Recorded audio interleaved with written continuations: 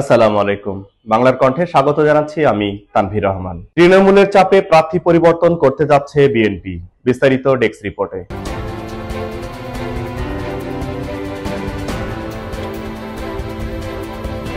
অনেক বিচার বিশ্লেষণ করে 237টি আসনে চূড়ান্ত প্রার্থীর ঘোষণা করেছে বিএনপি। চূড়ান্ত ধানের শীর্ষে টিকিট নিশ্চিত হওয়ার পর মাঠঘাট চষে বেড়াচ্ছে প্রার্থীরা। তবে অনেক এলাকায় দেখা দিয়েছে দলীয় কোন্দল, মাঠ ছাড়েনি বিদ্রোহী প্রার্থীরা। এর মধ্যে 23টি আসনে প্রার্থিতা পরিবর্তন করতে যাচ্ছে বিএনপি। ফলে দলীয় মনোনয়ন পাওয়ার পরও কপাল পুড়বে অনেক প্রার্থী। নির্বাচন সংশ্লিষ্ট দায়িত্বপ্রাপ্ত বিএনপি নেতাদের মধ্যে উঠে এসেছে 23 আসনে মনোনয়ন না পাওয়া নেতারা। 23 আসনে মনোনয়ন না পাওয়া নেতারা শক্ত অবস্থানে রয়েছেন। তবে এই আসনগুলোতে তারা স্বতন্ত্র প্রার্থী হিসেবে নির্বাচন করতে পারেন। যাচাই বাছাইয়ের পর কিছু পরিবর্তন আসতে পারে বলে ইঙ্গিত দিয়েছে দলটি। বিএনপির স্থায়ী কমিটির সদস্য ইকবাল মাহমুদ টুকু জানান, কয়েকটি আসনে পরিবর্তন হতে পারে। ফাঁকা আসনগুলোতে বিদ্রোহী প্রার্থীদের জন্য রাখা হবে, বাকিগুলো দল থেকে মনোনয়ন দেওয়া হবে। মাদারীপুর 1 আসনে মনোনয়ন স্থগিত করেছে বিএনপি। সাতক্ষীরা 2 আসনে আব্দুর রউফের পরিবর্তে শফিকুল ইসলাম শাহেদ, সাতক্ষীরা 3 আসনে সাবেক সংসদ কাজী আলাউদ্দিন পরিবর্তে শহীদুল আলম, ময়মনসিংহ 3 আসনে আহমেদ ফাইবুর রহমান, ময়মনসিংহ 6 আসনে আক্তারুল আলমকে বাতিল করে আব্দুল কবির সর্দার।